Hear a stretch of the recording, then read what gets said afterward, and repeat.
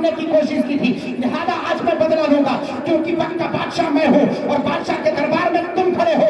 मगर यूसुफ अलैहिस्सलाम का जुमला जब निकला था तो यूसुफ अलैहिस्सलाम के जुमले की ताबीर कुरान पाक ने फरमाई, फरमाया ला तस्रीब अलैकुमुल यौम। ऐ मेरे भाइयों, तुमने मुझे कुएं में डालकर मारने की कोशिश की थी, मगर सुनो, मैं यूसुफ सिद्दीक हूँ, मौला ने मुझे अपना पैगंबर बनाया, अपना पैगंबर चुना है। मेरा फैसला सुनो, वो तुम थे, ये तुम्हारा किरदार था कि तुमने मुझे मारने की कोशिश की। आज फैसले अदालत पर बैठकर ये यूसुफ आवाज देता है, आज तुमसे कोई शिकवा गिला नहीं, तुमसे मुआवजा नहीं। कसम है उस खुदाए वाला शरीफ की जिसके कब्जे कुदरत में मेरी जान है, मैं अपने 11 भाइयों को माफी अता करते हुए नजर आ रहा हूं। नारे तकबीर, नारे रिसालत, मज़हबे इस्लाम, जश्न ईद मिलादुन नबी। वो जिन्होंने मारने की कोशिश की थी, ये फलसफा हमें कब समझ में आएगा, ये हिकमत कब समझ में आएगी हमें। आक़ाए करीम सल्लल्लाहु अलैहि वसल्लम है, तारीफ वालों ने पत्थर बरसाए, जब हजरत जिब्रील ने कहा आका एक मरतबा हाथ उठाए और मौला की बारगाह में इतना सिर्फ कहे कि मौला देख इन्होंने हमें तकलीफ पहुंचाई, बस इतना कह दिया। आक़ाए करीम सल्लल्लाहु अलैहि वसल्लम ने फरमाया मौला ने मुझे बददुआएं देने के लिए नहीं भेजा। तब कहा या रसूलल्लाह आप दुआ करेंगे तो क्या करेंगे? हाथ उठाया और सिर्फ इतनी दुआ की परवरदिगार इन ताइफ वालों को मौला हिदायत अता फरमा दे, जिस दिन ये पहचान जाएंगे कि अब्दुल्ला के बेटे मोहम्मद रसूलुल्लाह सल्लल्लाहु अलैहि वसल्लम का मकाम क्या है। कसम है उस खुदाए वाला शरीफ की, मेरे कदमों में आकर गिरकर इस्लाम को कबूल करते हुए जिस दिन मेरी हकीकत पहचानेंगे और इस्लाम कबूल करेंगे। एक तरफ यूसुफ अलैहिस्सलाम है, 11 भाई सामने खड़े, वो भाई जिन्होंने मारने की क्या मुकम्मल प्लानिंग जो कुछ करना था कर लिया, उनको जो करना था कर लिया। आगे मेरे मौला की रहमत काम आई कि यूसुफ अलैहिस्सलाम अज़ीज़ मिस्र बनते फरमाया ला तस्रीब अलैकुमुल यौम, आज के दिन तुमसे कोई मुआवजा नहीं, आज के दिन तुमसे कोई पूछताछ नहीं, तुम्हारी सारी खताओं को गलतियों को मैंने माफ किया। वो भाई आपस में गले मिल रहे थे कि देखो एक इमाम है जो मारने की कोशिश की अपने यूसुफ को, एक मेरा यूसुफ है वो छोटा भी है, उसके बावजूद उसने हम सबको बख्श दिया। खुशी में झूम रहे थे, खुशी के आंसुओं आंखों से आंसुओं के कतरात जारी थे। तब आक़ाए करीम सल्लल्लाहु अलैहि वसल्लम के कौल की तरफ मेरी निगाह गई कि मेरे आका ने सिर्फ ये नहीं फरमाया रमजान इंदल्लाहि का यूसुफ इंदा याकूब, रमजान अल्लाह के नजदीक कैसे है जैसे यूसुफ याकूब के नजदीक। वो यूसुफ अलैहिस्सलाम का फलसफा ये है कि 11 भाई अगर गुनाह करके आए और इतनी शिद्दत की गुनाह कि मुझे मारने की कोशिश करे, जब मेरे सामने आए मैं वक्त का बादशाह फैसल बनूं तो मैं कहूँ ला तस्रीब अलैकुमुल यौम, आज के दिन तुमसे कोई मुआवजा नहीं, जाओ मैं तुम्हें माफ करता हूँ। ऐसे परवरदिगार फरमाता है 12 महीने तो मैंने पैदा फरमाए, ऐ मेरे बंदो 11 महीनों में जो तुमसे खताएं हो जाए, 11 महीनों में जो तुमसे खता हो जाए, 11 महीनों तुमसे गुनाहों का सुदूर हो जाए, 11 महीनों तुमसे कोई कभी कजी हो जाए, 11 महीनों में तुमसे कोई ऐसा काम हो जाए, उसके बाद जब रमजान मुबारक आए खूब तहे दिल से उसके अल्लाह की बारगाह में आओ, आने के बाद सही तरीके से कुरान पाक की तिलावत करो, तरावी की नमाज अदा करो, सही तरीके से रोजे रखो, रोजा रखने के बाद वही अल्लाह की बारगाह में हाथ उठा करके दुआ मांगो, तो जो 11 महीनों की खताएं हैं परवरदिगार रमजान मुबारक में उन सारी खताओं को माफ फरमाकर ऐलान फरमाता है मैंने तुम्हारी खताओं को माफ भी फरमाया और तुम्हें उसके बदले सवाब अता फरमाते हुए एक कैफियत परवरदिगार की है, उससे माफी की है। वो माफ करने पर आ जाए तो मैं कैसे माफ करता ये तुम नहीं जानते। वो मौका देता है पर हमको एहसास नहीं होता। यही हज्जी साहिबा का मिसाल ले लो। अभी मैं आया था पिछले तीसरे साल, हज्जी साहिबा मौजूद थी, फिर मैं चल करके आया हूँ, मौजूद नहीं है, फिर मैं चल करके आया हूँ।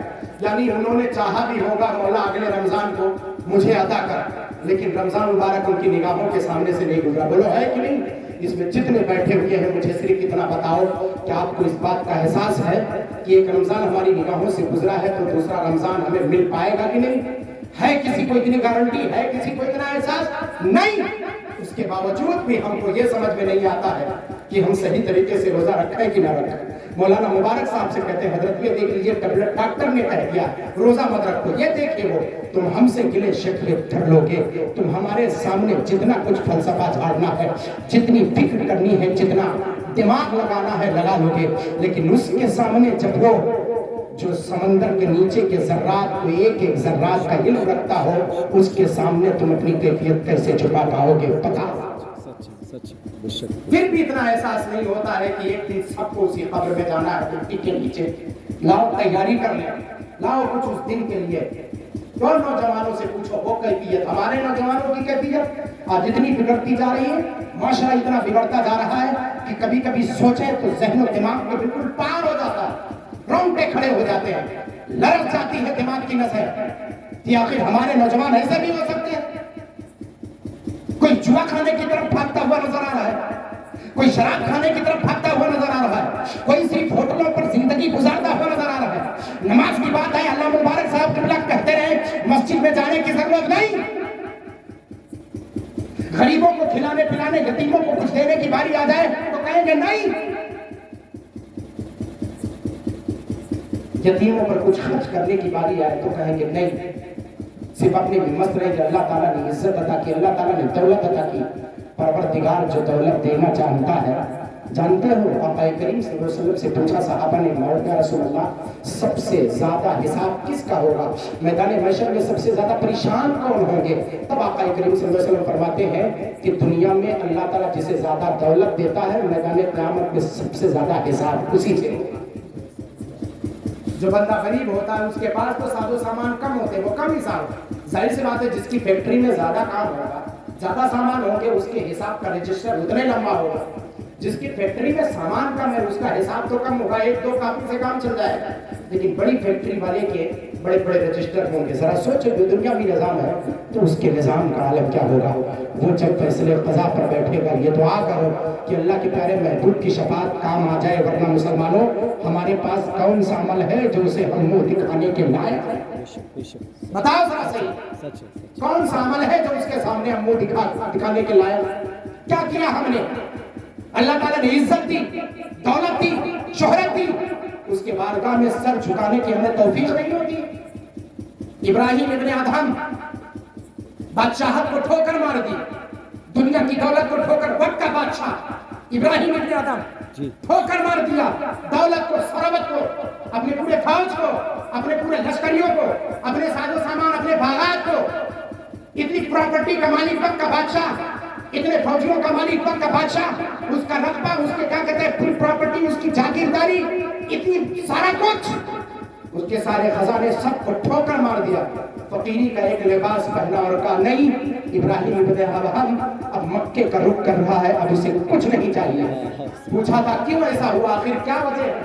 تو کہا تھا صرف ایک واقعے نے میرے دل کو ہلا کر کے رکھ دیا اور میرے دل کی کیفیت بدل دی ہے۔ اب میں دنیا کی دولت اور دنیا کی نعمت کی طرف نہیں بلکہ اللہ کی رحمت کی طرف امید کرتا ہوا جاتا۔ پوچھا تھا اے وقت کے بادشاہ، آپ تو بادشاہ ہے، بادشاہت کو ٹھوکر کیوں ماری؟ کہا میں ایک دن اپنے بستر پر لیٹا، مجھے کہیں فکر تھی اپنے فوجیوں کو، کہیں فکر تھی اپنے باغات کی، کہیں فکر تھی کھیتیوں کی، کہیں فکر تھی نہروں کی، کہیں فکر تھی اپنے محلوں کی، کہیں فکر تھی داشتاؤں کی، کہیں فکر تھی اپنی بیویوں کی، کہیں فکر تھی اپنی بیٹوں کی، تمام چیزوں کی مجھے فکر تھی۔ بستر پر جاتا لیٹتا لیکن مجھے اس غم میں نیند نہیں آتی۔ 7 دن گزر گئے تھے، 2-3 دن گزرے تو ہماری حالت کیفیت بدل جاتی ہے۔ وقت کا بادشاہ 7 دن ہو گیا، اس کے آنکھوں میں نیند نہ آئی۔ کیا دیکھا؟ ایک دن شکار کرنے، جب نیند نہیں آئی اپنے خادموں سے کہا چلو شکار کرنے جنگل میں گیا۔ وہی ابراہیم ابن ادہم وقت کا بادشاہ تھا، جب کی بات کر رہا ہوں، جنگل میں شکار کرنے گیا۔ اس کی خادمہ چل کر کے آئی، جھاڑو لگاتے لگاتے اس کے کمرے میں پہنچی، اس کے بستر پر صرف ہاتھ رکھا تھا، بس ایسے ہاتھ رکھا بادشاہ کے بستر پر۔ روزانہ جھاڑو لگانے نہیں جاتی تھی، اس کی حد جہاں تک تھی وہیں، لیکن جب بادشاہ کے کمرے تک پہنچی، جب بستر پر ہاتھ رکھا تو کہا اتنا نرم و گداز بستر تو پوری زندگی میں ہم نے دیکھا ہی نہیں۔ ہاتھ رکھا تو سوچا لا اس پہ بیٹھ جائے، بیٹھ کر کے دیکھے اتنے نرم بستر پر بادشاہ بیٹھتا ہے، لیٹتا۔ جب بیٹھی تو اس کے دل نے چاہا کہ بادشاہ تو گیا ہے شکار کرنے کی خاطر، لاؤ اس پر پیٹھ لگا لیں۔ وہ نوکرانی، وہ داشتہ صرف پیٹھ لگائی تھی اس خاطر نہیں کہ میں سو جاؤں، بس اس خاطر کہ بادشاہ کا بستر دیکھوں کتنا نرم ہے۔ اس کا پیٹھ لگانا تھا کہ اس کی آنکھ لگ گئی. وقت کا بادشاہ اپنے شکار سے واپس آیا, ڈائریکٹ اپنے کمرے میں پہنچا تو کیا دیکھتا ہے, جس بستر پر مجھے 7 دن سے نیند نہیں آئی, میری خادمہ اسی بستر پر سو رہی ہے. فوراً واپس پلٹا, ایک داشتہ کو بھیجا جا کر کے خادمہ کو جگاؤ. خادمہ کو جگایا تو وہ لرزنے لگی. جانتے ہو کیوں؟ کیونکہ اس وقت کے بادشاہ فیصلہ کرتے تو صرف تلوار سے گردن کا فیصلہ کرتے. بادشاہ کے بستر پر ایک خادمہ کا سونا کوئی معمولی جرم ہے؟ اس کے رونگٹے کھڑے تھے, اس کی آنکھیں چہرہ سرخ ہو گیا تھا. وہ ہاتھ جوڑے وقت کے بادشاہ ابراہیم ابن ادہم کے بارگاہ میں کھڑی تھی. حضور مجھے معاف کر دے, قسم اس خدائے وحدہ لا شریک کی جس کے قبضے قدرت میں مجھ خادمہ کی جان ہے, میں نے جان کر سونے کے خاطر آپ کے بستر پر پیٹھ نہ لگائی. بادشاہ اور بھی حیرت میں, ماں حیرت, آخر کیوں, کس خاطر تو نے پیٹھ لگایا تھا؟ کہا میں نے جب ہاتھ رکھا دیکھا نرم ہے, سوچا بیٹھ جاؤ. بیٹھ گئی تو اور نرم پایا, میں سوچا پیٹھ لگا دوں, دیکھو کتنا نرم و گزار ہے. پیٹھ لگانا ہی تھا, کچھ سیکنڈوں میں مجھے نیند آ گئی.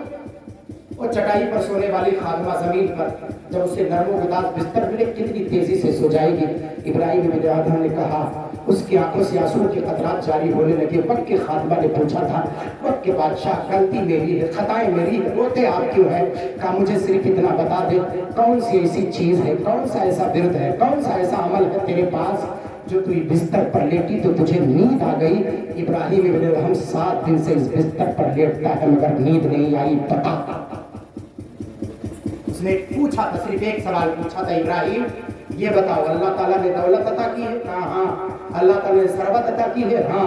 کہا اللہ تعالیٰ نے فوج عطا کی ہے؟ کہا ہاں. کہا اللہ تعالیٰ نے باغات عطا کی ہے؟ کہا ہاں. کہا کھیت عطا کیے؟ کہا ہاں. کہا آپ کا رقبہ عطا کیا, بادشاہت کا رقبہ اتنا وسیع و عریض ہے؟ کہا ہاں. کہا دنیا کی دولت آپ کے قدموں میں رکھا؟ کہا ہاں. کہا ان ساری چیزوں کو پروردگار نے رکھا؟ کہا ہاں. کہ اس میں سے کسی ایک چیز کا تم نے شکریہ اس کی بارگاہ میں ادا کیا کہ نہیں کیا؟ بتاؤ. تو کہا تو کیا شکریہ ادا کرتی ہے, تو اپنے شکرانے کے انداز کو بتا.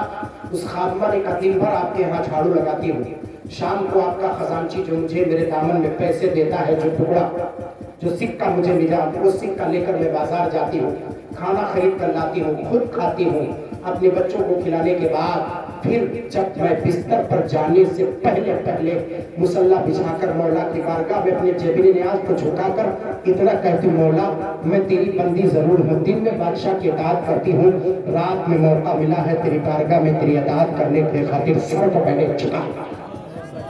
دن میں موقع نہیں ملتا, مولا میں تیرا شکر کیسے ادا کروں؟ رات کے کھانے کے بعد مجھے موقع ملا, تیری بارگاہ میں اپنے سر کو میں نے جھکا لیا. اب جھکا لیا, تیرا شکر ادا کر رہی ہوں, مولا اس شکرانے کو قبول کر.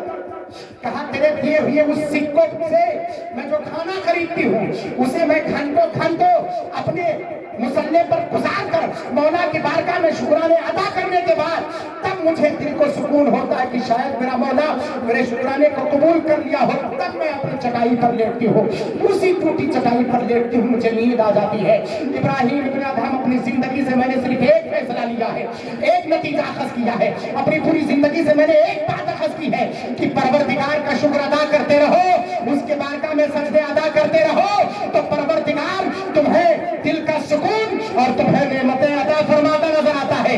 ابراہیم تم نے اپنے کھیتوں کا شکریہ ادا نہیں کیا, اپنے مال کا شکریہ ادا نہیں کیا, اپنے فوجوں کا شکریہ ادا نہیں کیا, اپنے بیٹوں کا شکریہ ادا نہیں کیا.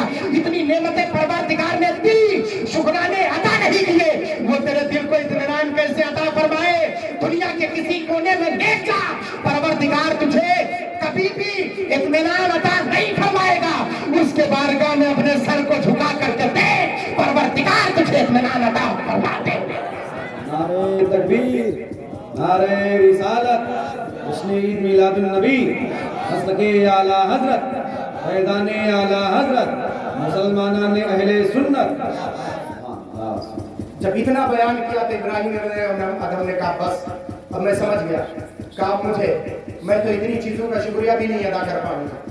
غلام کو بلایا, اپنے خادم کو, غلام کو, کہا تو اپنا جبہ مجھے نکال, اپنا کرتا مجھے نکال, وہ ٹاٹ کا کپڑا اس کو پہنا, اپنے بادشاہت کے کپڑے اتار کر دیا. کہا تو پہن لے, جا تم لوگ بادشاہی کرو. ابراہیم چلا. ابراہیم ابن ادہم کہاں جا رہے ہو؟ کہا اللہ کے گھر جا رہے ہو, مکہ المکرمہ. حضرت ابراہیم ادھر پر فرماتے ہیں ایک سکہ بھی لے کر میں اپنے خزانے سے نہیں نکلا تھا. غربت کے لبادے کو اوڑھ کر کے مولا کی بارگاہ میں مکہ المکرمہ میں 2 مہینے کا رفتے سفر میں نے باندھا. فرمایا 2 مہینے میں اپنے گھر سے مکہ المکرمہ میں پہنچا، مگر کوئی ایسا دن نہ گزرا جس دن پروردگار نے مجھے اپنے قدرت کے خزانے سے کھانا نہ کھلایا. کہ ایک سکہ لے کر اپنے خزانے سے میں نہیں نکلا تھا. تب مجھے سمجھ میں آیا کہ یقین کس چیز کا نام ہے، شکر کس چیز کا نام ہے، دل کا اطمینان کس چیز کا نام ہے. اگر اسے چاہتے ہو تو اس کی بارگاہ میں اپنی گردن کو جھکا دو. جب تم اس کی گردن کو اپنی گردن کو اس کے بارگاہ میں جھکاؤ گے، وہ خود فرماتا جانتا ہے یہ سجدے میں کتنی تڑپ ہے، سجدے میں پاور کتنا ہے، اس کی اتھارٹی کیا ہے، اس کو سمجھنے کی کوشش کرو. فرمایا تمہارے جسم میں سب سے زیادہ مشرف اور سب سے زیادہ اعظم اور سب سے زیادہ خوبصورت تمہارا چہرہ ہے، تمہاری جبین ہے. جب کوئی اپنے باپ سے خوش ہوتا ہے تو باپ کے ماتھے کو چوم لیتا ہے، کوئی اپنے بیٹے سے خوش ہوتا ہے تو اس کے جبین کو چوم لیتا ہے. بولو ہے کہ نہیں؟ کہ سب سے مشرف ضمیر ہے اور سب سے اعظم اور سب سے کیا کہتے ہیں اعظم. اگر تم اسی کو مولا کی بارگاہ میں تم زمین پر جھکاؤ گے، یہ جتنے جھکے گا اللہ تمہاری اتنی عزت کو اتنے اونچا کرتا چلا جائے گا. تم اپنے ماتھے کو اس کے بارگاہ میں جھکاؤ، وہ تمہاری اتنی عزت کو اتنا بلند کرے گا، اتنا بلند کرے گا. قسم